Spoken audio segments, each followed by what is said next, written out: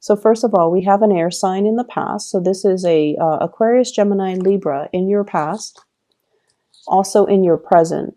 Aquarius, Gemini, and Libra also in your future. And then we have a water sign, Pisces, Cancer, Scorpio, and Pisces, Cancer, Scorpio showing up in your future. This is quite interesting. I mentioned in the past that, you keep having this person that comes up, the Queen of Swords. So the theme for this week here is you kind of need to look at what is really, really giving you that emotional fulfillment, okay? And in your spiritual advice position, we have here the Hermit in the reverse position. The Hermit in the reverse is like not looking in the right place, looking for love in the wrong places, barking up the wrong tree, making associations and connections with people who might not give you that emotional fulfillment that you're looking for, or looking at a situation where you're looking at the wrong things and you're not finding the right solutions, or you are refusing to kind of confront or face the truth, or looking at the bigger picture in a situation. You have in your past an air sign, Aquarius, Gemini, or Libra. This is someone who's very, very clear with their communication. And Taurus, I know that it takes you a really long time to put your trust in another person. That is the nature of all fixed signs. It takes you a really long time to open up. And I also honestly feel like some of you could be overly suspicious of people who are such straight shooters. And if someone is too straightforward, I feel like you don't trust it, and you feel as if they have ulterior motives, or you feel like they're being too foolish by being so straightforward. However, this is something for you to really try on for size. Being a straight shooter, being straightforward, being honest, and being very, very directed with what it is that you want, how you communicate. So you have this person in your past that has been nothing but truthful and honest with you. And for whatever reason, because they're so truthful and honest, there might have been harsh words exchanged between you and this person. And because they're like this, whereas you do keep everything close to your chest and you don't really reveal, your deepest, darkest secrets, your deepest, darkest fears, your desires, and going after what you want, it has created this emotional rift between you and another person. The Six of Cups, this is a soulmate type of a connection. This is a connection with another human being in which we both are forced to learn, to grow, and to adopt one another's ideas, okay? It can be very difficult because one person wants the upper hand, okay? One person is wanting to give the affection, and then the other person just needs to receive it. So I feel like from this card, the energy is you should be grateful for everything that I'm doing for you, keeping scores in relationship. And one person wants the upper hand. They want to be the giver. They want to be the pursuer. They might even want to be the person that the other person give thanks to. So I feel like there are giving, the energy of giving with strings attached, or doing things because we want something out of it rather than doing things from the goodness of our hearts. And I feel like you're dealing with somebody who might have asked you for a lot of things. They might have made like heavy demands on you.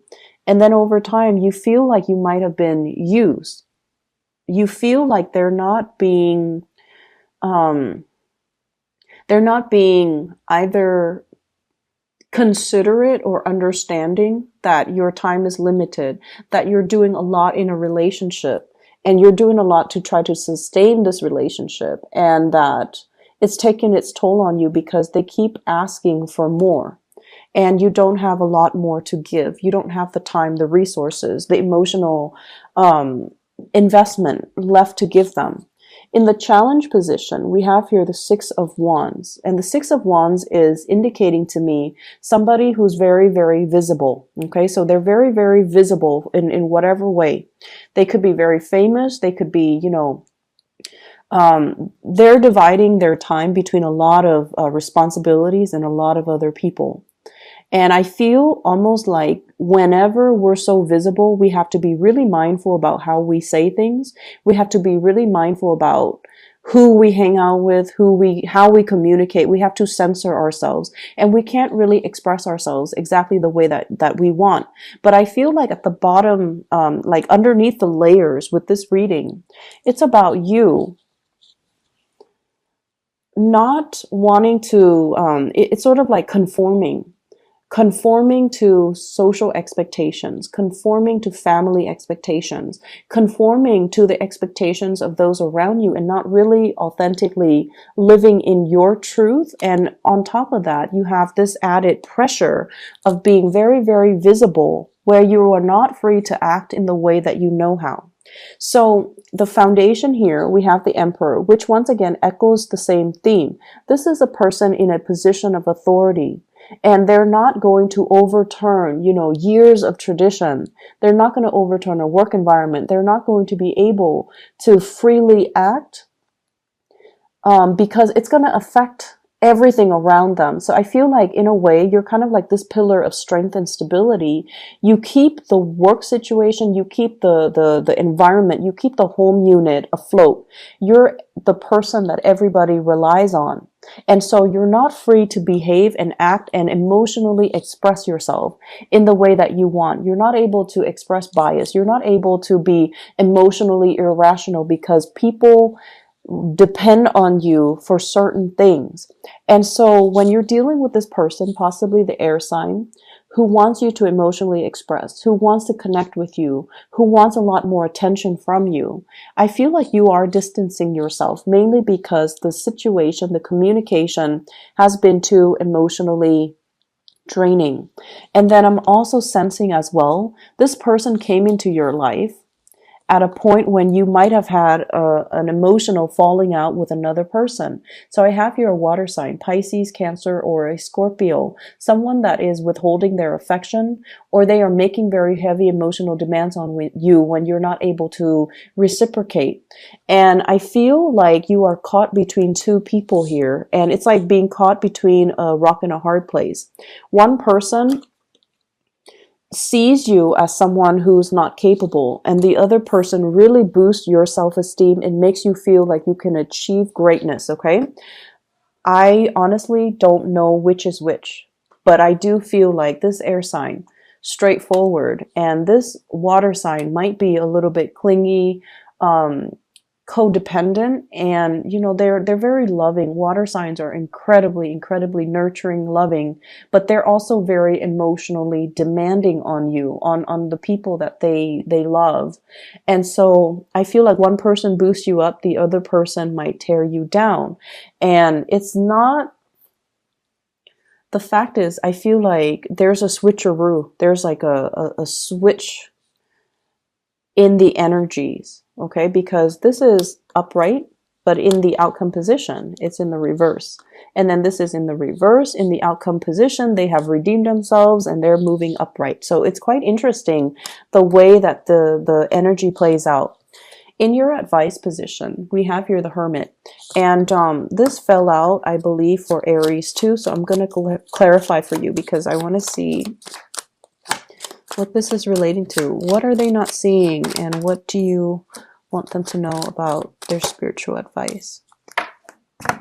Okay, so we have here the King of Pentacles. This is somebody who cares about earthly possessions, who can be a little bit on the materialistic end, and who cares about financial stability. So Taurus, you are the, I want to say like, when your financial foundation is very rocky, I feel like you heavily identify your self-esteem, your competence, and your confidence level greatly with the financial resources that you own. And when it's we have as well the Three of Wands in the reverse. It's almost like you're dealing with a different type of a person. You're dealing with somebody who is like a nomad. They can travel with less. When a situation becomes too difficult, they just pick up and go.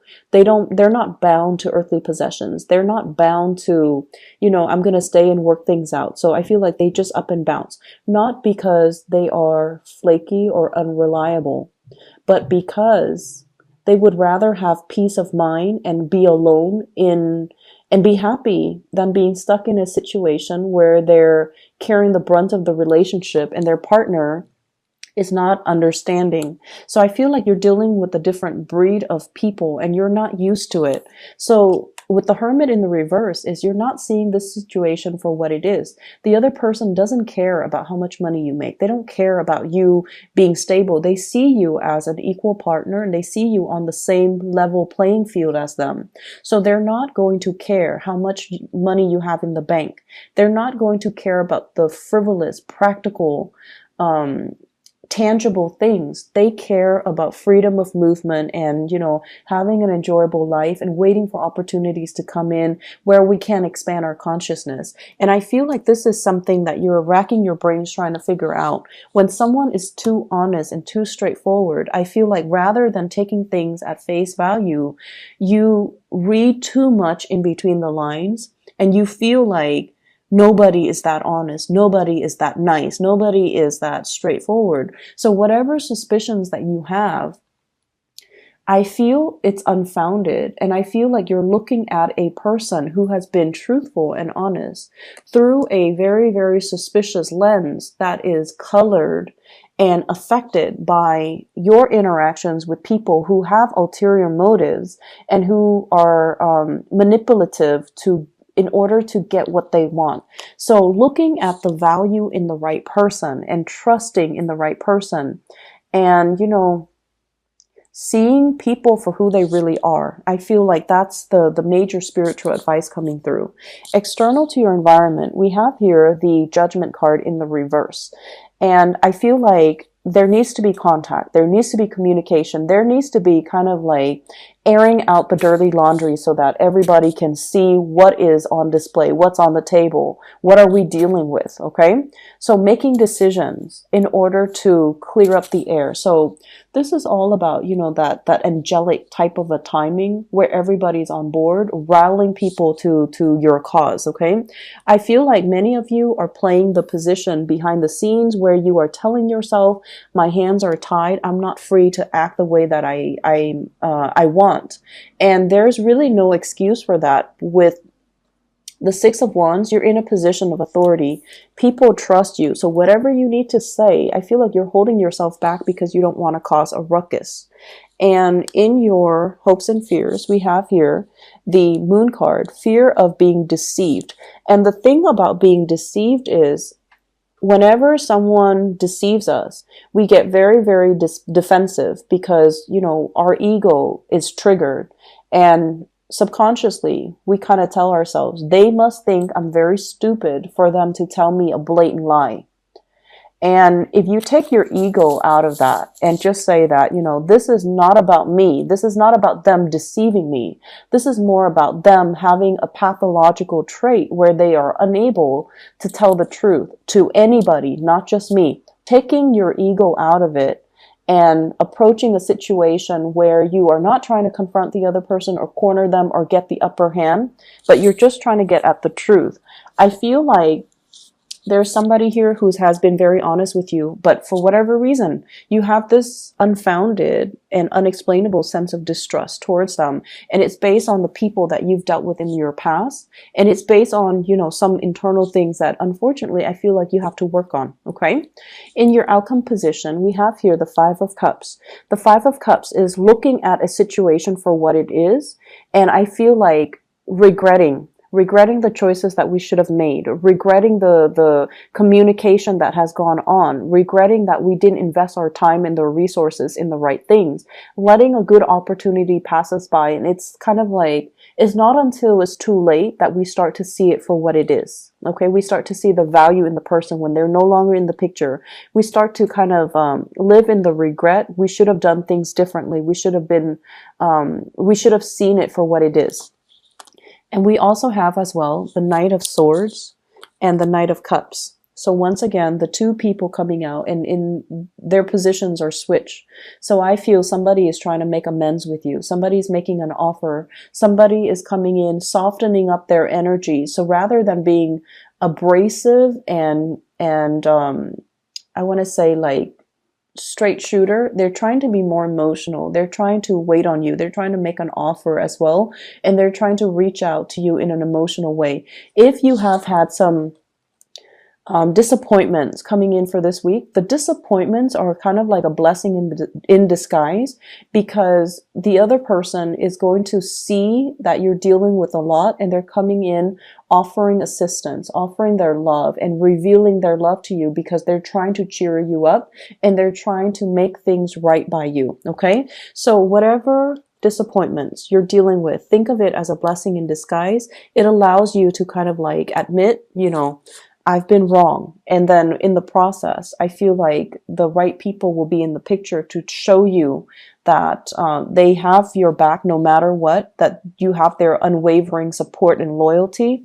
And there's also, love offers, as well as an offer for an emotionally, it's more like an emotional offer. Somebody is opening up to you.